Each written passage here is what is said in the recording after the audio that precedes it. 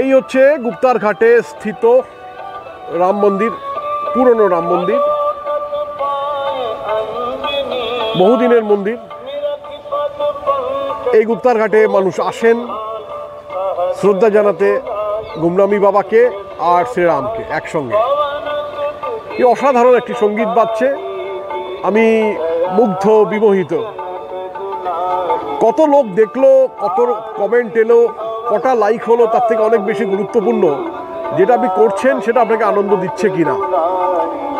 সুভাষচন্দ্র বোস সম্বন্ধে যখনই কথা হয় তখনই আমরা দেখেছি কিছু মানুষ অদ্ভুত একটা আচরণ গ্রহণ করেন, কিন্তু আজকে আমি এখানে সাধারণ মানুষের সঙ্গে কথা বললাম, তারা সশ্রদ্ধার সঙ্গে স্বীকার করেন হ্যাঁ, নেতাজি সুভাষচন্দ্র বোস ছিলেন, এখানেই ছিলেন, জীবনের শেষ দিন পর্যন্ত উনি এখানেই ছিলেন এবং প্রায় 25 বছর কম বেশি উনি এই অযোধ্যা অঞ্চলে, ফৈজাবাদ অঞ্চলে ছিলেন।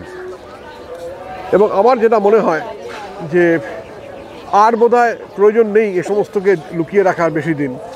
তার কারণ হচ্ছে মানুষ স্বীকার করছে, মানুষ জানে এই সেই সরযূর তীর, আর এই সরযূর তীরে গুপ্তার ঘাট, আর এই গুপ্তার ঘাটের মানুষজন, গুপ্তার ঘাটের ফৈজাবাদের মানুষজন, অযোধ্যার মানুষজন বিশ্বাস করেন যে এখানে কিন্তু সুভাষ বোস ছিলেন।